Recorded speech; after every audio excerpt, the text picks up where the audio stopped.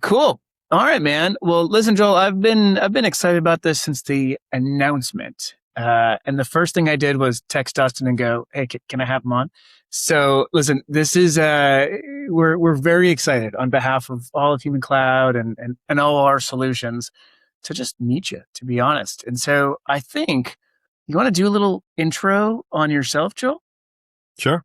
First, thanks for having me on. My name is Joel Kammeyer. I'm the head of community and contingent workforce programs at Direct Collective now. So I've joined Direct Collective in middle of June this year, and that came after 14 years on the practitioner side. So most recently at Epic, Epic with a Q, legal services, e-discovery. I ran the program there for 7 years, and prior to that, ran a program at Cerner. Actually, started the program at Cerner.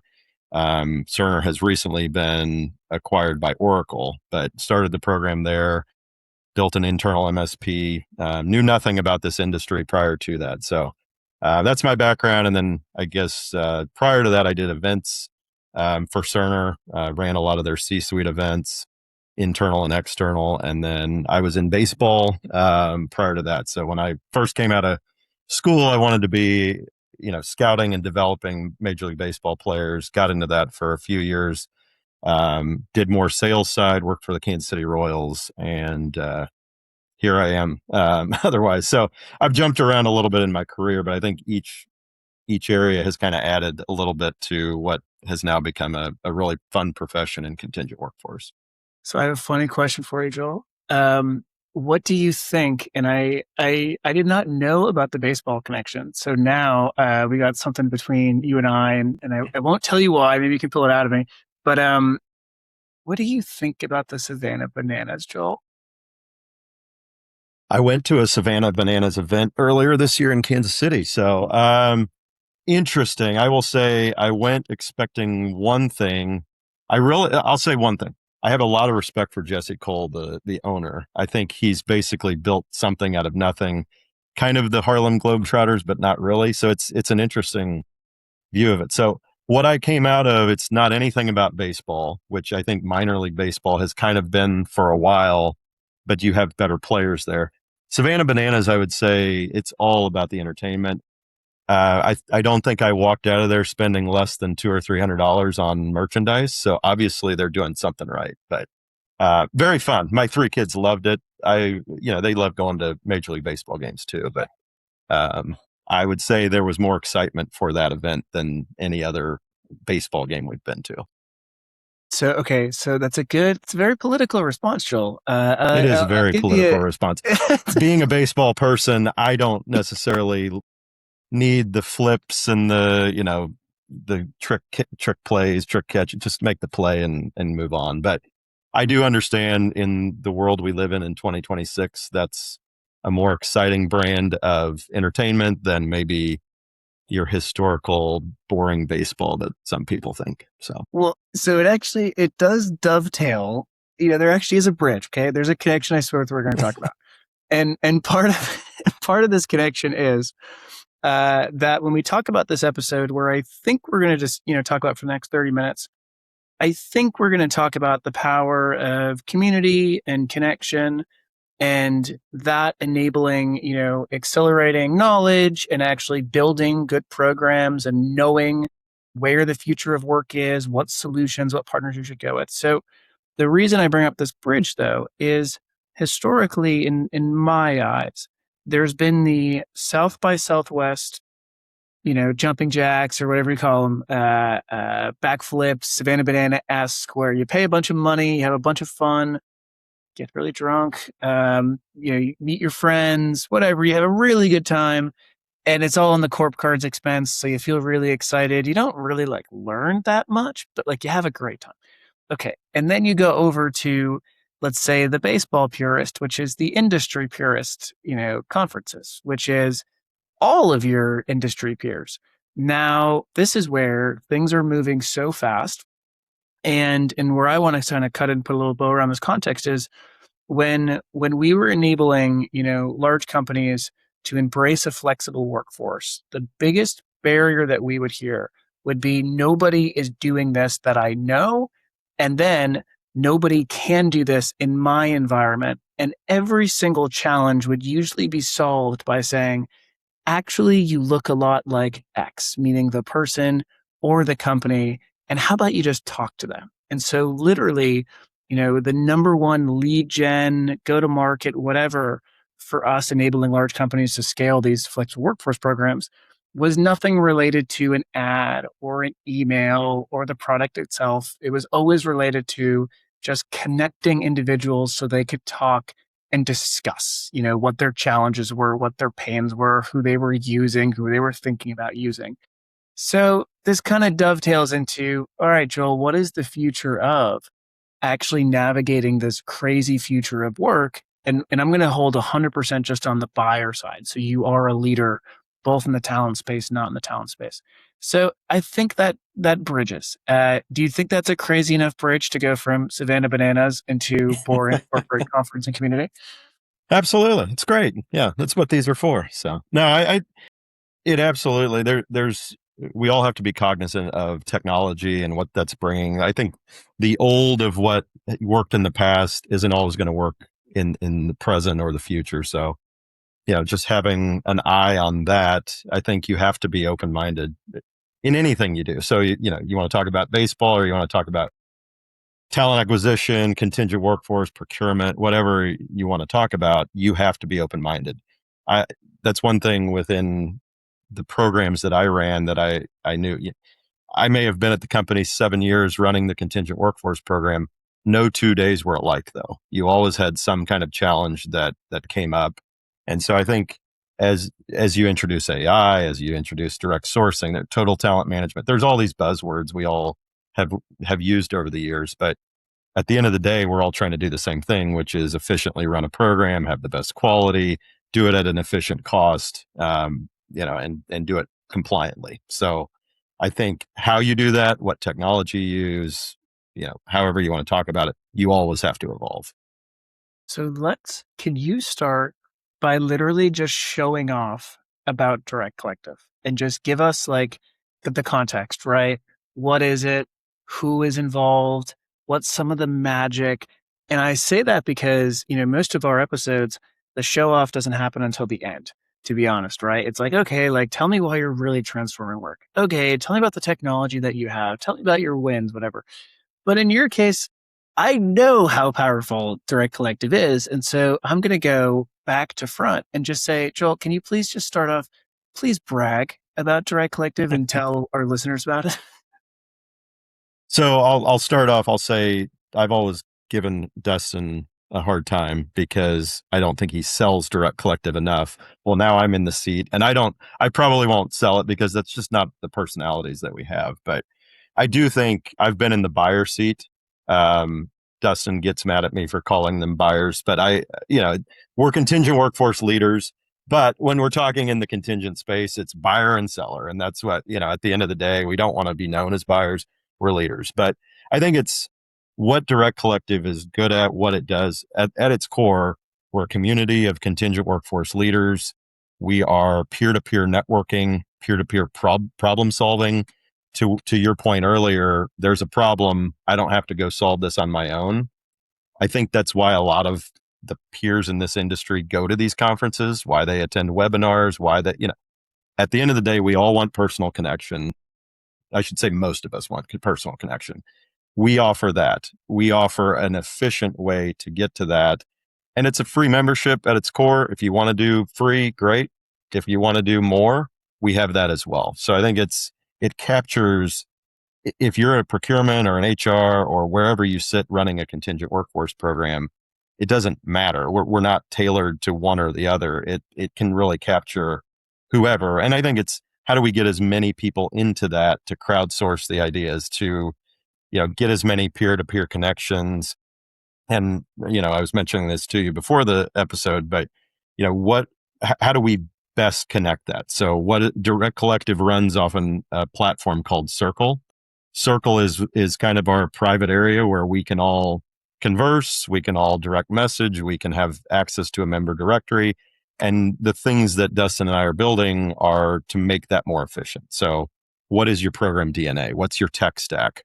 What are you looking to get out of this? What's important today won't be important to you in a year or 2 years. So I think we see so many people at a point in time, I need this solution.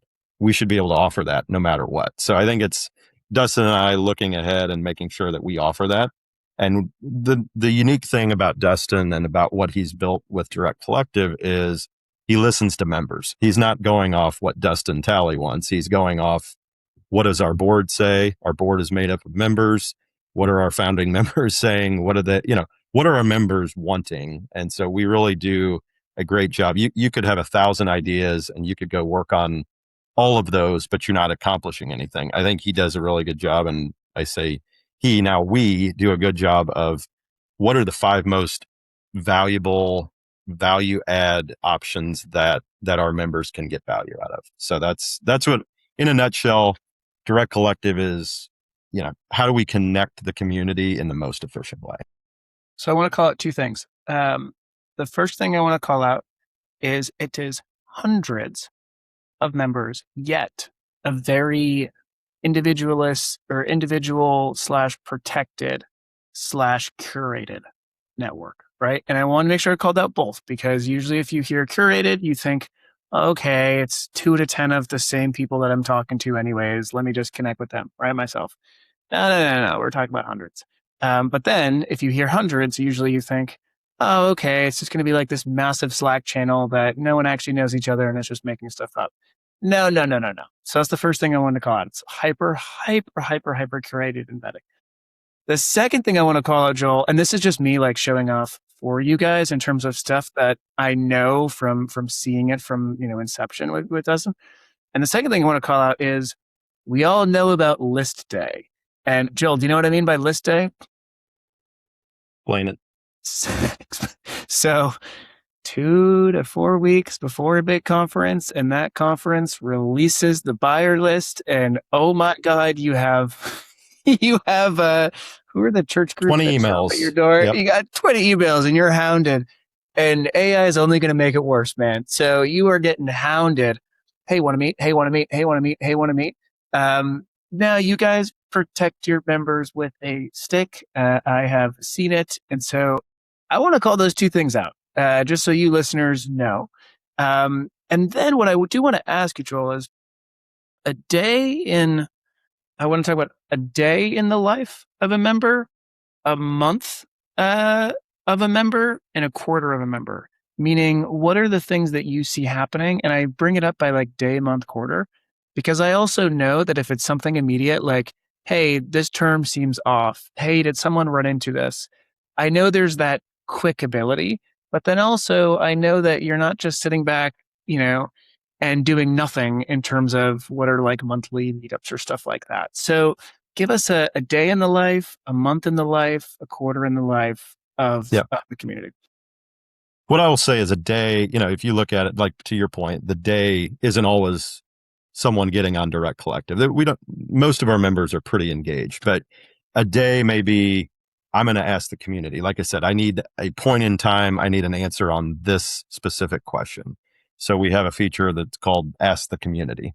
That's fairly unique, I would say. There's some that do similar items, some groups within Contingent, but this is, to your point, we have currently, 300 plus members, and you're crowdsourcing to 300 plus members. It's not 10 people. It's not 15 people. One of our members has seen what you're going through, likely. So, and it's Fortune 500. It's the top of the 500, but it's also the bottom of the 500. So you're seeing private, public. So I think that's a day in the life. Just how do I connect with this person? How do I may not know where the answer is coming from, but I'm going to put it in the platform, and I get 5 to 10 different answers back that some may be relevant, some maybe not as relevant for where I sit in my tech stack. But that's, again, something we're going to make more efficient going forward. But a month in the life, I think there's chapters. So chapters are something that we're doing that's new. It's not just a virtual network anymore. It's, okay, we have Atlanta, we have Chicago, we have Bay Area, we have New York. wherever we see our practitioners, our leaders that are in pockets, some of the ones that I just listed are some of our bigger cities. But if you want to join a chapter, we do, and I say we, Dustin and I don't even take part in a lot of that. It's really led by a chapter lead.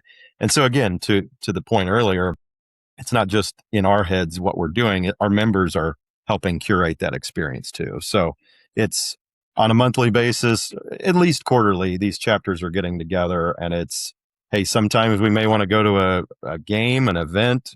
Sometimes it's just a happy hour. Sometimes it's just, we're going to go to one of the companies and we're going to spend an afternoon just learning about how they're running their program, crowdsource answers, and have it in a nice environment. So there's different ways to do it. So that's one thing. The other thing on the monthly and sometimes quarterly basis is the member match.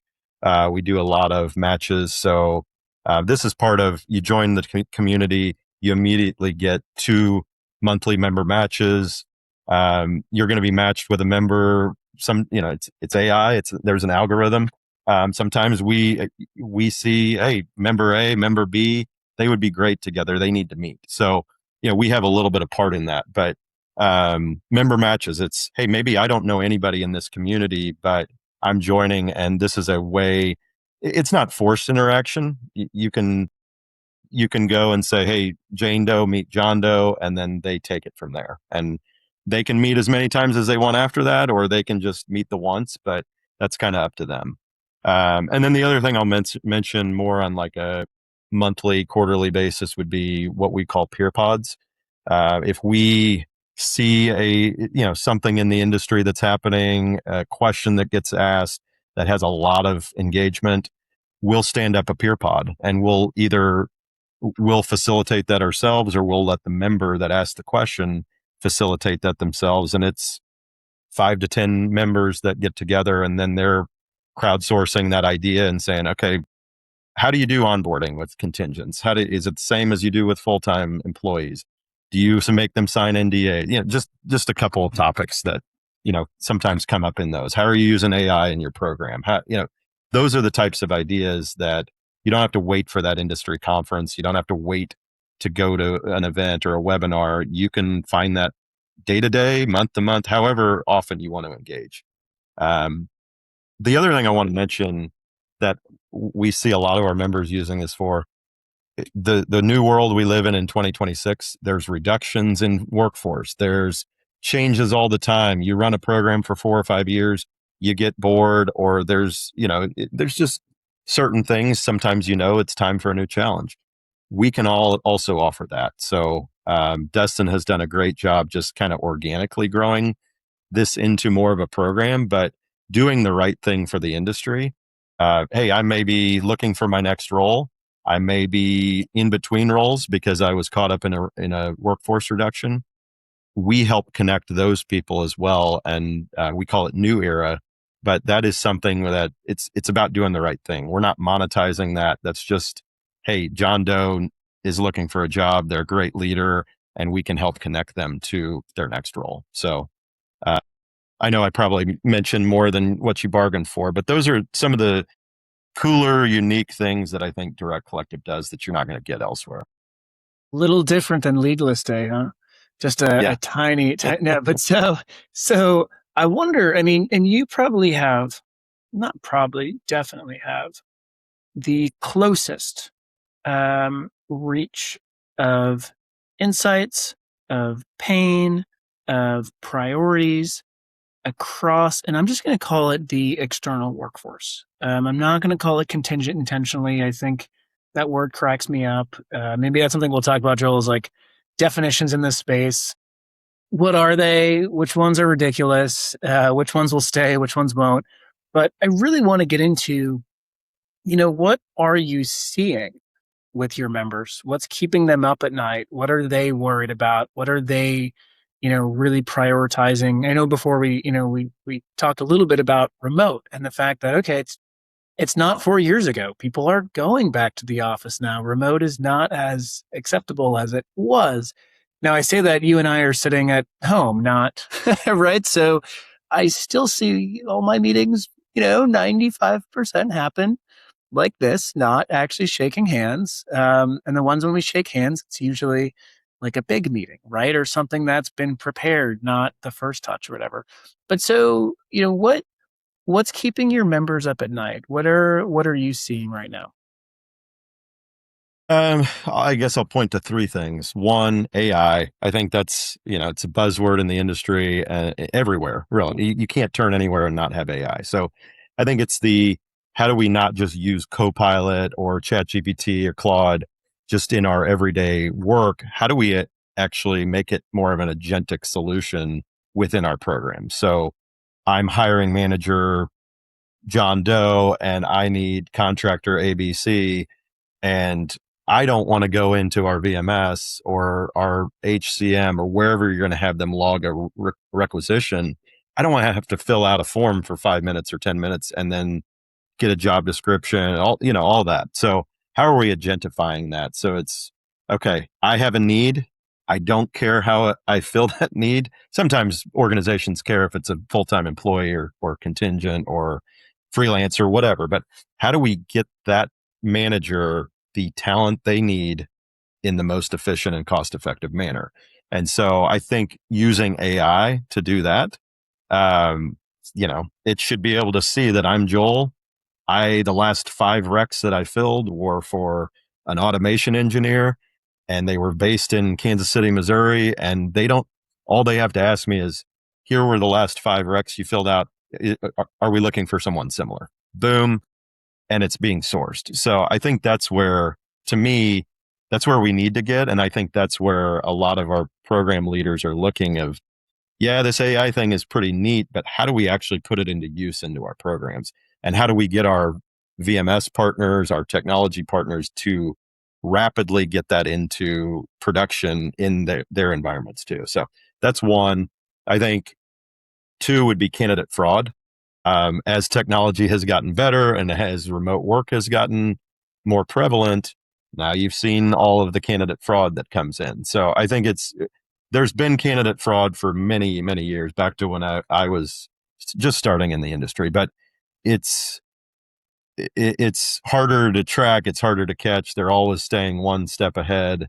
So I think it's identity verification systems, your personas, your clears, your one Cosmos of the world, your ropes AI. There's a bunch of them now that do this.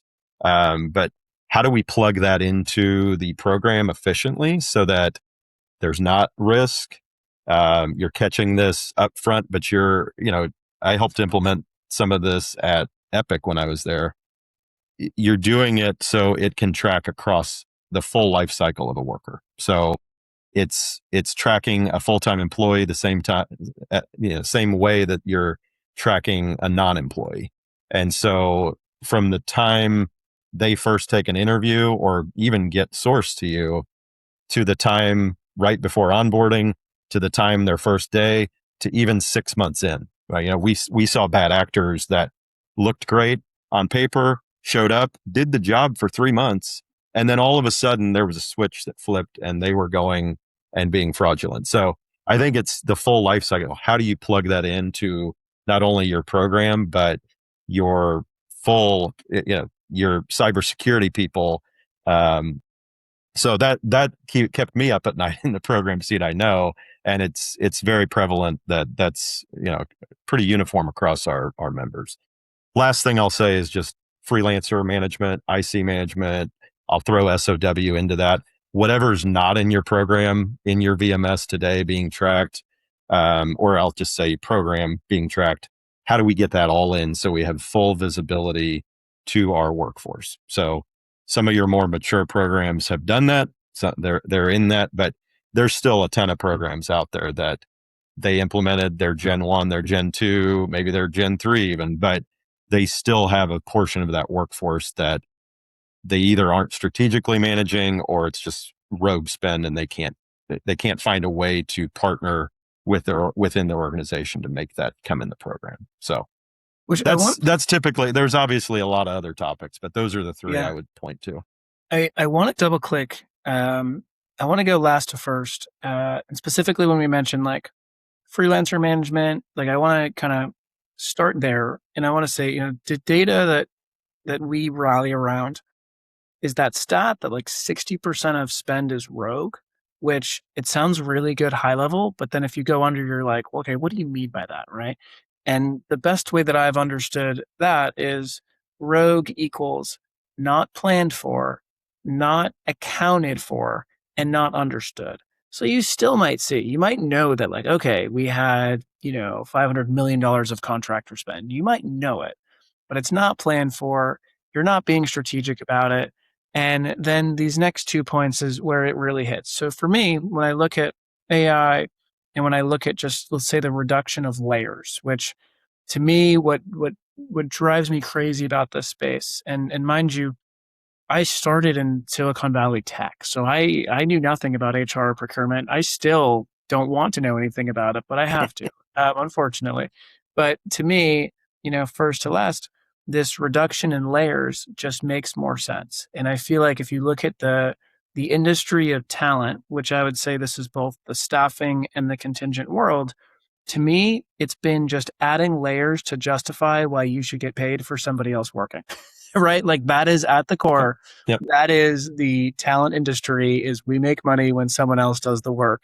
And we have to keep justifying that we have value and hopefully keep having a margin of, 2 to 40% or whatever you want to call it. But so, coming back to this original point of rogue spend, to me, there's two truths that I don't see changing, which is going to create a third truth. And the two truths are the first is that nothing beats a human. And when I say nothing beats, like actually a lot beats, but like we're still going to need a human. And the second is there's always going to need to be some sort of support or service layer.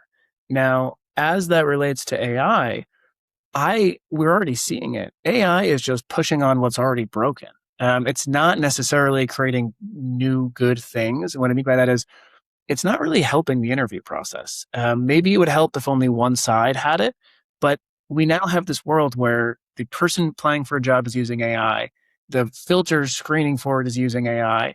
And at the end of the day, interview loops are just getting longer, candidates are just getting more confused, and TA teams are doing worse than they were before. So to me, the biggest problem I see in general is AI is not fixing the core of this talent industry, which is Joel, you just need to get good people to work with you. Right? That is really all we're looking for. And whether it's contingent or HR, we should all be doing the same thing, which is just, hey, CEO, CMO, CTO, we're going to help you find the best people. I threw a massive statement at you, Joel, and I have a question related to something like, is that true? Is that not true? Is this what contingent leaders are thinking about? But what would you throw at the nuke that I just threw at you, basically saying this industry is struggling? Well, I think first of all, AI, one, I'll back up. I grew up in talent acquisition within the contingent space. So I think you're absolutely right. I've applied for jobs before. You don't hear back for 12 months. And then all of a sudden you get this rejection email that they didn't even look at you basically, or they didn't know what they were doing. Or, some organizations are just planting the seed to see who might be interested. So talent acquisition at its core is a little bit broken in that way. Um, so what I would say is with AI, I think it has the potential to do great things. We can't lean on it exclusively though. So I say that because your decision making, I mean, I just used chat to put together my son's soccer schedule because it was on these ridiculous apps. We have 3 different apps to track all the soccer games that we're going to be playing this year. And I needed one view of it. So I did that. It was great. It did it in a minute. However, the font was completely black and red in different parts. And so I think to me, that points to, yes, it can be used to do what it needs to do, but then don't just solely rely on it because there's still a lot of error. It still is going back to the lead source. And to be honest, contingent workforce data isn't prevalent out there. Your public companies, your private companies, they don't have to report on a lot of what contingent workforce program is doing. And so I think do we even have reliable data to go on? I mean, you talk And to they leaders shouldn't, all the Joel. time. And they No. shouldn't, right? Right. We all know from a lawyer's perspective, they should not be making that stuff public. It'll never be public Because why Exactly. would you open yourself up to get sued? Why? That just makes no sense. But I think Sorry. that's what makes our industry a little unique Yeah. because a lot of other industries have access to public knowledge and a lot of the contingent workforce space just isn't public. And you're not even, you have leaders out there. I talk to leaders every day and some of them are very private about what they're sharing and for very good reason. They're a big bank or they're one of the big four or whatever the case. I wouldn't share that either. They have to protect themselves. So I think that's what makes our industry a little unique. You can't just use AI to then rely on, oh, here's how you implemented, this VMS solution. Those playbooks don't really exist out there other than in people's brains a lot of cases. So I think that's what makes it unique. And so, yeah, I wouldn't completely throw out that AI can't be used in any way, but I think it's how do you plug it in the right places? So it's kind of a plug and play solution, but then kind of the human in the loop. You still have to have that human in the loop to help make decisions, to help make sure that it's being guided the right way. So I think that's, yeah, who knows where we're going 20 years from now? Maybe we get to something more like that, but humans still crave and value that human interaction. And if I'm a candidate, I don't want to just be talking to a screen and then you're thinking, what's that experience? Is this really going to be my experience of going to be employed at this place? So to me, that's where the human interaction is still needed. Yeah. And I'd add, I mean, so part of my background too is at Microsoft, we were actually in a product team. So I came into the talent space and before that I was at Gigster. So software development, then into Microsoft. And we were a product team solving product problems, not a talent team. And so when I would talk with HR and procurement people, I would always just look at them and be like, so what? And it would always come down to things like, why do we even care about a job description or a requisition? I have these specs that I need to get developed, right? Or I have this market that I need to tap and I have this revenue problem. Help me solve that. Don't just make my life more difficult by putting more steps in the hiring process. Because at the end of the day, I actually don't even want to hire anyone. I just want to get my work done. But I know that it's going to be a lot better if I have these people to help us and we and whatever. So that's one of the funniest things I'm always running into, especially when I'm at conferences, right? It's like, at the end of the day, talent is not what the CMO really cares about, nor should they. But if they don't have the right talent strategy, they're going to be screwed. So that's where we come in as the superheroes. And I love the way you put it in the beginning of this episode, where you said, "We are buyers. We want to be leaders, but we are buyers." And what I would potentially, to put a bow on this episode, one of the things I would tell to you all listening is people or communities like Direct Collective enable you to be a leader. Because when you're sitting in a place of unknown data and you're sitting in a place of not having proof points of what your peers and your competitors are doing, then you're sitting in a place of having to figure it out yourself. But if you have someone like Direct Collective, you can realize right away, these are the solutions that everyone is using. These are the pains that they're running into. And guess what? Because now I'm not worrying about talent problems, I can be an actual leader and I can talk with my CMO from a talent and a leadership perspective, not just from well, we need to follow this process. So that's what I want all you listeners to know. Joel, what do you think about that? The transition from buyer to leader? How can all of our listeners be leaders, not buyers? Well, I think it's just organically this is happening. So, as you said that, something that popped into my mind is just how much more strategic an extended workforce program has become in the workforce because you just have, we talked about layoffs and workforce reductions. All of that is leading to this younger generation that wants more valuable, challenging work. They are open to project work. They are open to doing, they don't necessarily want to work on a team all the time. You have managers that don't always want to manage people. So I think it's all leading us to, we have more extended workforce. I don't always believe the numbers out there that it's going to be 50 to 90% of our workforce or whatever the case long term. I think there's a lot of people piecing a lot of things together to make ends meet. So when you say we have, X millions of freelancers out there, sure, but I think we have, a lot of people doing 3 or 4 different freelance jobs. So, um, What I'll say is I just think that there's a more strategic value to an extended workforce program now. We now need to have a seat at the table because we have become that strategic arm of the of finding talent. So I think it's, whereas you used to just have a recruiter and you leaned on them, to me, ha- you go from a buyer to a leader, getting the seat at that table, finding credibility. And the way you do that is you bring valuable information, knowledge sharing. And that's where, back to your original question or point, Direct Collective can help you bring that in an efficient manner. Your leader comes to you one day, asks you a question you have no idea about, or maybe you don't know. Maybe you have one perspective.